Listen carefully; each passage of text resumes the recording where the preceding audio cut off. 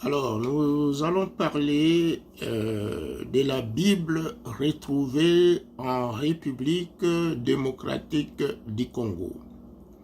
Il va vous surprendre certainement qu'un livre ou les extraits des livres d'Israël ou de la Bible, qu'on puisse vous les dire qu'ils sont retrouvés en République démocratique du Congo et qui les a apportés. Mais il va vous surprendre que ces livres, effectivement, se retrouvent dans la tradition et dans la culture du peuple qu'on a retrouvé en République démocratique du Congo. Ceci est très important de retenir que il est possible, comme on a trouvé l'ADN de Cohen au Zimbabwe, aussi qu'on puisse retrouver des fragments de 7 prêtrises dans les environs de cette découverte. Aujourd'hui, nous allons parler de l'extrait, disons, du livre le plus compliqué de la Bible. Peut-être que vous allez penser que c'est l'Apocalypse. Non, certainement pas. Les livres les plus compliqués de la Bible, c'est les livres des Cantiques des Cantiques. Et je vais vous dire tout azimut qu'aujourd'hui, il n'y a aucun exégète, aucun philosophe occidental ou dans la pensée occidentale d'être capable de pouvoir nous expliquer les livres des Cantiques des Cantiques. Et même nous-mêmes, théologiens et autres, nous étions pratiquement déphasés pour mêler la sagesse de Salomon à la légèreté, à des expressions tellement terre à terre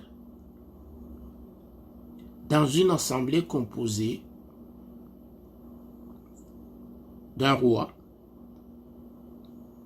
des invités, des filles du roi, de l'officier de la garde du roi. Celui-là, on pouvait tolérer que qu'il soit dans l'intimité du roi. Mais les filles de Jérusalem, il y a des femmes du roi, les 700 femmes à ce moment-là. Et il y avait des invités. Donc s'il y avait des invités, c'est que les rois s'exposaient, je ne sais pas à quelle cérémonie, en face, et qu'il aurait invité des étrangers pour assister à ces exploits amoureux.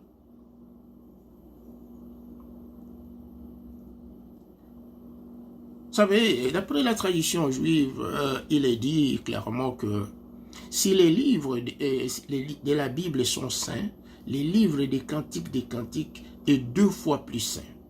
Donc, avant les décalogues, la loi de Moïse, avant les Deutéronomes, avant les 10 commandements, avant l'Apocalypse, avant les livres de Daniel et celui d'Ésaïe, en passant par la Genèse. Et nous allons passer ensemble le parcours pour savoir c'est quoi ces livres, qu'est-ce que ça renferme à l'intérieur de ces livres. Ce livre a été retrouvé au Congo parce que nous devions vous donner une orientation pour voir, pour vous montrer que le peuple chez qui on a tiré les expressions et on a trouvé la traduction de ces livres et son sens sacré avait des liens avec l'État d'Israël et aussi avec le roi, disons, depuis disons, Israël. Quand on parle d'Israël, on parle aussi de la culture salomonite. Nous allons parler des Bambala. Les Bambala est une communauté qu'on appelle en hébreu les Ben Bala. Les Ben Bala, c'est une communauté juive selon la chronique qui est venue avec Zorobabel, qui a été déporté, donc c'était parmi l'élite, et qui est venu avec Zorobabel en passant par Jérusalem. De Jérusalem, quand ils ont été attaqués, ils sont passés par le Yémen, ils sont arrivés au Zimbabwe selon leur parcours, et après qu'ils soient, Zimbabwe soit dévasté par, sur ordre du pape Nicolas V, qui a ordonné au roi du Portugal de détruire les temples de Zimbabwe, et ils sont partis de là en passant par l'Angola pour rentrer au Congo en fuyant la persécution. Mais ils ne sont pas les seuls aux alentours d'eux. Il y a 3 autres communautés dont je veux parler ce soir.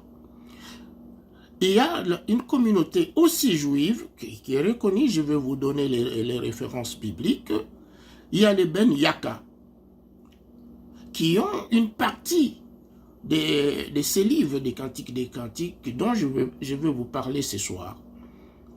Les Ben Yaka, c'est une communauté juive. Et selon la tradition juive, les Ben Yaka est une communauté juive qui n'a pas pratiqué le matriarcat, mais a pratiqué le patriarcat. Ce qui est la configuration actuelle des Yaka. Les Yaka sont dans les Bandundu, entre les Bandundu, les Bakongo et tout ça. Parmi toutes les communautés juives, ils sont les seuls parmi les matriarcats qui pratiquent le patriarcat. Donc, ce qui donne un signe que vraiment, c'est un peuple qui appartient à Israël. Donc, parce qu'il répond aussi à une configuration telle que le décrit la tradition juive. Il y a à côté ce qu'on appelle les Tekoa, les Teke, donc les égyptologues appellent les Tekefour, donc les Tekefurunga et tout ça, là, c'est ça les Tekefour. Sauf qu'on ne veut pas les associer à l'histoire de l'Égypte pour la simple et bonne raison qu'on ne veut pas associer les Noirs dans l'histoire de l'Égypte. Vous savez, tous les combats que les égyptologues africains et autres ont eu pour défendre la présence noire en Afrique. Mais les Tekoa ou les Teke, les Bateke, ils sont inscrits dans la Bible. Et David en parle sur les Tekoa, un peuple qui était en cheval entre Israël et les Égyptiens, qui était moitié israélien, moitié égyptien. La deuxième et la troisième communauté, c'est ce qu'on appelle les Ben Yansi, ou les Yansi en général, les Yansi ou les Bayansi. Les Bayansi, c'est une communauté aussi juive qui pratique le matriarcat. Vous comprenez, toutes les communautés juives pratiquent le matriarcat. Les Yansi est une communauté juive, donc je vous donnerai la référence de la Bible où on parle de ces peuples. C'est une communauté juive qui est venue aussi de Babylone. Donc, le simple élément que vous pouvez retirer de leur passage de Babylone, vous savez, quand un peuple se déplace, là où il a résidé le plus longtemps, où il a eu un peu à grandir, où il a eu un peu de souvenirs, il les ramène aussi, il influence sa toponymie par rapport au lieu où il a vécu. Par exemple, je vous donnerai un exemple. Si les Haïtiens arrivent à Miami, ils vont vous dire que c'est la petite Haïti ici. Si les Congolais arrivent en Belgique, ils vont vous dire ça c'est le quartier Matongé.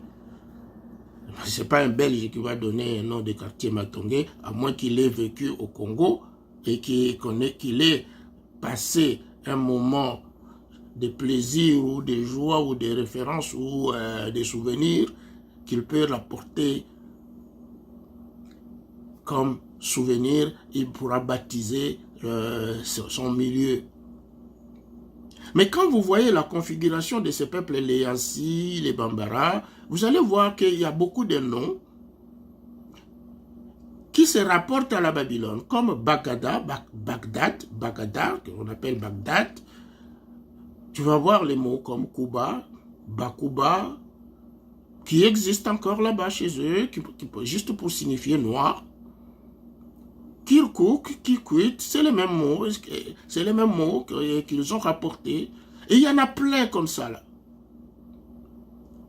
Et quand on parle qu'ils sont passés par l'Égypte, et vous allez trouver même des mots de village qui représentent la même chose et la même définition que l'Égypte. Et le mot Égypte, vous allez trouver ça sous les formes de Gipata. Gipata, ça veut dire terre large, terre d'amour, terre chérie, terre ouverte, terre d'accueil, là où nous sommes accueillis, terre de paix. Les Israélites considéraient l'Égypte comme la terre de paix. Et selon l'expression, le mot Égypte signifie aussi terre large, terre d'accueil, terre de résidence, terre de paix. Et le mot Kipata, tu vas le trouver chez les Yaka, tu vas le trouver chez les Bambara, tu vas le trouver encore chez les Yansi, un peu plus loin, tu vas le retrouver partout là. C'est le même mot. Et des villages, des centaines, des dizaines de villages qui ont les mêmes mots et qui sont dans la même configuration et qui expliquent que c'est une terre de paix, une terre d'accueil et une terre large. Passons-y. Alors, nous allons parler du livre des Cantiques des Cantiques. Le livre des Cantiques des Cantiques a été écrit par Salomon en mémoire de sa rencontre avec les Égyptiens. Vous savez que Salomon a étudié en Égypte après la victoire de David contre les occupants, donc les Assyriens qui avaient assujetti les Israélites et les Égyptiens en Égypte. Sa coalition avec les pharaons Siamen, que vous allez lire dans les livres L'Égypte et la Bible de Pierre Montet, vous allez bien comprendre l'histoire. Et puis, si vous lisez Drame d'Avaris, les pharaons Siamen ou Famen, ou Pamon ou Amon, qu'on pense maintenant avec certitude que c'était le pharaon Bamoun qui se trouve au Cameroun aujourd'hui.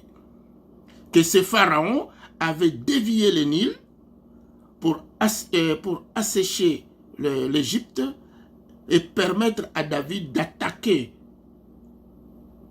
de l'Est vers l'Ouest, et eux, ils devaient attaquer de l'Ouest et du Sud vers le Nord pour chasser ces gens-là. Et c'était le plus grand génocide de l'histoire. Et après, David a envoyé Salomon en Égypte pour étudier. Et je crois que c'est là qu'il a étudié la palabre africaine et tout son groupe. Parce qu'il est dit même,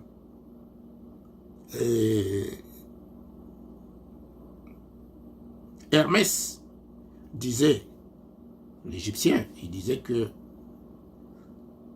nos textes sont faciles à lire et ils sont écrits dans une expression lisible.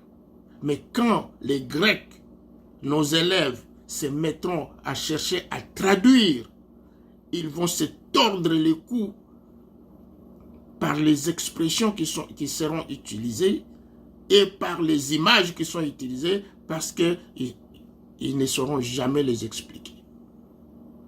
C'est pareil avec les livres des cantiques, plein des expressions, plein d'images, plein de tournures, des phrases d'une hauteur incroyable. Vous serez surpris avec moi que les livres des cantiques, contrairement à ce que les exégètes et les philosophes disent, qu'ils pensent que ce soit un livre poétique. Allons-y comprendre que c'est un roi qui parle à une femme et c'est en public. Et certaines expressions ne sont pas autorisées de parler en public, quel que soit le niveau de la bassesse qu'un peuple peut atteindre. Mais ces textes sont considérés comme des textes sacrés. C'est-à-dire que derrière les textes, il y a des explications qui sont des explications d'une hauteur que vous ne pouvez pas imaginer. Vous serez surpris et vous allez aimer ce soir. Vous allez aimer parce que vous allez comprendre que les niveaux qu'avaient atteints les Israélites qui étaient formés à l'époque de Siamen, ils avaient atteint un niveau de philologie et de philosophie que personne n'avait atteint dans tout l'Occident. Aujourd'hui, vous serez surpris que l'Égyptien avait atteint un niveau que toi et moi, nous ne l'avons pas atteint. Je pense que vous allez accorder à tous ces gens-là, chacun un titre de docteur en philosophie.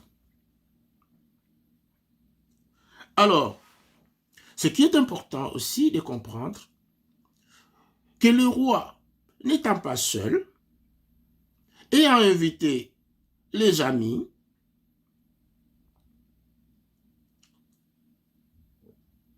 c'est-à-dire que l'affaire était très préoccupante et que la visite était d'honneur. Parce que ce n'est pas une simple visite d'une petite femme qui vient de l'Afrique sous le soleil, brûlée par n'importe quoi, et que le roi puisse inviter les gens, inviter les filles de Jérusalem, inviter sa cour, inviter les officiers de la cour du roi, inviter... Mais écoutez, il en avait 700, et ça ne l'impressionnait pas d'oublier la petite négresse qui venait d'arriver.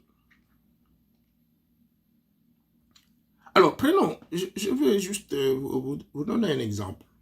Vous savez, quand en palabre africaine, lorsqu'un homme cherche la main d'une femme, il ne va pas dire que je suis venu chercher la main d'une femme, c'est trop terre à terre. Il va utiliser des tournures. L'homme à palabre va utiliser des tournures pour dire que nous sommes venus chercher la main d'une femme qui est votre fille ici. Je vous donne un exemple. L'homme à palabre va dire, écoutez, nous étions à la chasse et un de nos chasseurs a blessé un animal et en suivant les sangs, nous sommes arrivés jusque dans ton étable. Alors permettez-nous, s'il vous plaît, si vous pouvez nous donner ou nous présenter cet animal, ou si vous l'avez vu, veuillez, s'il vous plaît, nous montrer notre animal que nous avons blessé. Parce que le sang nous a ramenés jusqu'ici.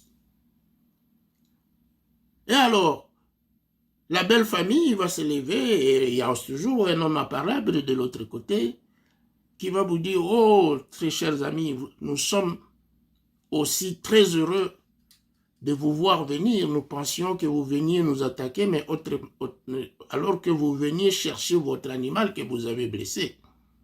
Toutefois, nous avons dans notre cour des animaux sauvages qui rentrent dans notre cour et aussi nous avons notre troupeau. J'espère que vous n'êtes pas venu chercher notre troupeau. Et si vous êtes venu chercher votre animal que vous avez blessé dans la chasse, dans la forêt, probablement un animal sauvage n'appartient à personne, ça ne nous appartient pas. Alors comment nous pouvons prendre quelque chose que nous ne consommons pas? Nous allons les donner à celui qui les consomme. C'est juste pour dire que probablement que vous n'êtes pas venu et que vous n'avez pas courtisé une de nos femmes, de nos épouses. Alors si c'est une de nos filles, sachez que nous ne pouvons pas épouser nos filles. Donc nous n'avons rien à voir avec vous. Vous pouvez nous dire ou nous montrer laquelle vous avez courtisé et qui a accepté et qui vous a entraîné jusqu'ici. Vous comprenez un peu la façon de s'exprimer. C'est tellement imagé, tellement respectueux, que d'être dans une façon aussi terre à terre pour dire non, j'ai aimé la femme et si c'est cela. Non, non. Donc, voilà l'expression. Mais dans les livres des cantiques, il y a des expressions pareilles. Donc, du début à la fin, c'est un ensemble de ces genres d'expressions, dépendant de ce qu'on veut dire et ce qu'on voulait exprimer. Et nous allons parcourir les livres des cantiques avec vous. Et dans les livres des cantiques, croyez-moi, vous allez retrouver pourquoi les Israélites sont tombés en esclavage. Parce que c'est écrit dans ces livres-là. Dans l'une des expressions, Salomon est en train de blâmer ces patriarches qui ont trahi les Égyptiens et qui ont livré les Égyptiens et Joseph, les enfants de Joseph, pour être dévorés par les Assyriens. Et le pharaon qui a pris le pouvoir, ce n'était pas un Égyptien, c'était un Assyrien et il a fait un coup d'État, un putsch qui a coûté la vie aux Égyptiens. Posez-vous la question. Les Israélites, parlons ensemble là-bas et disons-nous les vérités ensemble, ouvertement. Les Israélites étaient les invités du roi, donc des pharaons. Un invité de Pharaon, on ne peut pas l'assujettir. Et Pharaon ne peut pas assujettir ses invités. Et deuxièmement, c'est Pharaon qui a établi les patriarches à la tête de son troupeau qui était à Gozen, sur la terre qu'il avait donnée précédemment à Ramsès. Ramsès, c'était son gardien. Il s'appelait, son nom c'était Ben Hazen. Il était le contemporain de David. Vous allez le retrouver dans les livres L'Égypte et la Bible de Pierre Montet. Donc c'est ça le titre du livre, Égypte et la Bible. Ben Hazen, il a eu le nom de Ramsès en langue teke, Ramessoa, Mpire, ça veut dire simplement gardien de la cour. Donc l'esclave. Donc on ne peut pas dire pharaon Ramsès. Non, un pharaon ne peut pas être à la fois, on ne peut pas être à la fois Ramsès et à la fois pharaon. Non. C'est-à-dire que c'est Ramsès a fait un coup d'État. Et pour faire un coup d'État en Égypte. Donc, il faut faire un carnage. Mais dans les textes hébraïques, il est bien signalé que ces gars-là, ces gens-là, leurs enfants, leurs arrière-petits-enfants qui ont hérité les espaces que Pharaon les a donnés et les troupeaux que Pharaon les a donnés, ils ont comploté, encore une fois, pour vendre et Pharaon et Joseph aux Assyriens. Et quand ils ont vendu, ils ont trahi les Égyptiens les ont abandonnés. Ils les ont laissés entre les mains de celui qu'eux ils voulaient placer à la tête de l'Égypte. Et c'est comme ça qu'ils sont tombés en esclavage. Alors, ce que nous voulons vous dire maintenant ce soir, c'est que vous allez retrouver ça dans le livre des Cantiques des Cantiques. Et vous allez retrouver aussi que la fusion entre l'Égypte donc de Joseph et l'État d'Israël, ça faisait une bombe atomique, une bombe métaphysique et une bombe mystique. Parce qu'il est dit dans la tradition juive que la maison de Jacob sera un feu et la maison de Joseph sera sa flamme. Et vous trouverez l'explication pourquoi chaque fois qu'on veut attaquer Israël, on neutralise d'abord les Africains. On les neutralise d'abord. On ne prend pas le risque de les laisser en liberté. Avant la Shoah, là, qui s'est passé, on a créé la colonisation.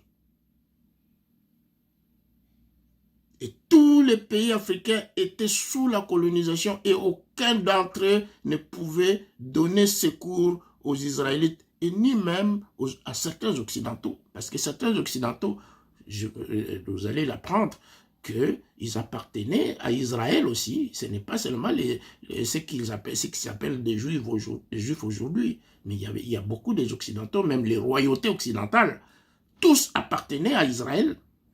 Et vous allez les retrouver dans la Bible, et dans le livre des Cantiques que nous allons parler. Il y a une expression qui parle comment les Égyptiens ont donné l'Occident à Salomon. Et pourquoi en Occident, toutes les royautés ont les symboles d'Israël, lesquels vous trouverez 2 lions autour d'une coupe arrondie qui a des diadèmes au-dessus et des couronnes au-dessus. Cette coupe a des couronnes et des diadèmes. Et vous allez trouver des couronnes et des diadèmes dans une coupe arrondie dans le livre des Cantiques des Cantiques. Ce qui montrait que les 2 lions d'Israël devaient protéger l'Égypte et les Égyptiens, donc les Africains, que personne ne peut toucher dedans là. Et quand ils ont pris, il a envoyé les Bilgas pour former les royautés en Occident, et toutes les royautés du sud jusqu'au nord, jusqu'en Russie, ils ont ces symboles. Et vous serez étonnés que même il y a des royautés en Occident qui ont les symboles de l'Égypte, des Éphraïmites. Les léopards, comme l'Angleterre, ils ont les symboles du léopard. Les léopards, c'est un symbole de l'Égypte. Des rois égyptiens, regardez tous les rois d'Afrique. Particulièrement, c'est de l'Afrique au sud du Sahara, donc les Bantous jusqu'en Afrique du Sud. Tous, ils sont en peau de léopard. Les léopards signifient qu'il n'oublie pas celui qui l'a blessé. Il n'oubliera jamais. il finira même entrer dans le village pour détruire celui qui lui a fait du mal, qui l'a blessé. C'est ça le symbole de l'Angleterre. Il y a un autre symbole. C'est l'oiseau de proie, l'aigle. L'aigle, vous le retrouvez depuis l'Allemagne jusqu'en Russie. Là. Ce qui vous montre que ce sont des peuples qui ont appartenu à l'Égypte ancienne. Ils ne peuvent pas avoir ces symboles-là s'ils n'appartenaient pas à l'Égypte et avoir le même symbole que les Égyptiens. Non, non, ça ne se fait pas. Aucun historien, aucun philosophe ne peut vous dire une telle bêtise. Et si vous le croyez, en tout cas, soit l'un ou soit l'autre doit être dans un état second. Mais si vous n'êtes pas en état second, vous êtes lucide, vous allez dire non. Il n'y a pas de léopard en Occident. Il n'y a pas de léopard en Angleterre. Et s'ils ont des symboles de léopard, c'est qu'ils ont été en contact avec les Égyptiens et avec les Bantous d'Afrique noire. C'est simple. C'est cette façon qu'il faut raisonner. Il ne faut pas écouter qui que ce soit qui peut vous dire des bêtises. Alors, passons. Les livres des Cantiques commencent par une expression qui doit vous surprendre. La première, elle dit ceci. Je suis noire et je suis belle. Fille de Jérusalem. Bon, réfléchissons ensemble. Une telle expression d'une femme qui s'adresse à d'autres femmes, pas seulement à des femmes mariées, mais à des filles qui sont belles et qui se croient aussi belles que toutes les femmes de la planète, parce que chaque femme se croit comme ça, qu'elle est plus belle que toutes les autres. Mais là, c'est un conglomérat de femmes, de filles, qui chacun se croit plus belle. Et une petite noire qui arrive et qui apparaît et vous dit non, je suis noire mais je suis belle, vous tous les filles de Jérusalem. Ça, c'est un défi. Et ce défi-là a comme récompense et comme salaire, c'est la bastonnade. Hein? En tout cas, elle devait manger la bastonnade ou être tabassée et corriger, et même corriger sa beauté. Et lui donner un peu la forme qu'il devait avoir à l'état spirituel et moral. Mais les filles de Jérusalem n'ont pas bougé et personne n'a bougé. Et ils s'exprimaient devant le roi. Alors, que veut dire une telle expression? Non pas seulement l'expression qu'elle a prononcée, mais aussi l'expression des filles de Jérusalem. Pourquoi ils n'ont pas réagi? Pourquoi elles l'ont regardé? Elles n'ont jamais bougé, ni pour les taper, les passer à tabac, et ni pour le faire remarquer qu'il y en avait de plus belles qu'elles. Non, l'expression ne veut pas dire, elle ne veut pas parler de la beauté simplement. La beauté est un élément dans la palabre africaine qui veut dire simplement quelque chose qui attire l'attention. Étant donné que c'est une chose qui attire l'attention, il voulait dire simplement que je suis noir, je viens d'Afrique, sous le soleil, mais je veux vous surprendre et je vais attirer votre attention sur ce que je suis, sur mon identité. Je veux vous surprendre, parce que la beauté, ça surprend aussi. Ah, Comment elle est aussi belle comme ça? Quand on dit la beauté, c'est-à-dire je veux toucher même votre cœur, vos tripes, je veux toucher vos entrailles, je veux marquer votre attention. Tout en étant noir.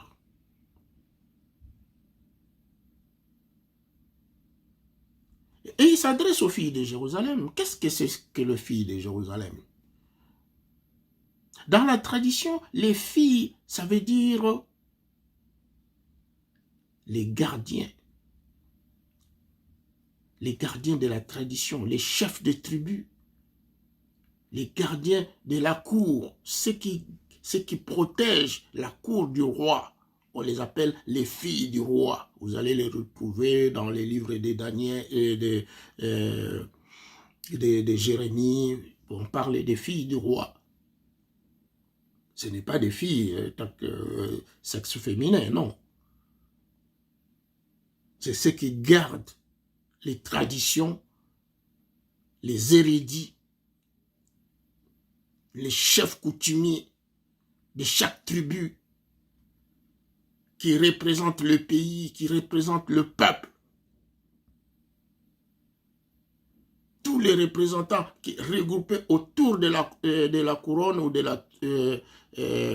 du trône, on les appelle les filles du roi. Donc l'expression veut dire tout simplement que je suis noir, tel que vous me voyez, je suis noir, je viens d'Afrique sous le soleil, mais je veux vous entretenir sur un sujet qui va attirer votre attention et au bout de la ligne, qui va bousculer vos tripes et tous vos entrailles. Alors, arrêtons-nous là-bas. Nous allons continuer. Donc, vous avez compris ce qu'elle voulait dire. Et vous allez comprendre que vous aussi, vous allez être attirés et vous allez être troublés et ça va toucher vos entrailles aujourd'hui. Et les expressions que vous allez entendre, ça va troubler vos entrailles.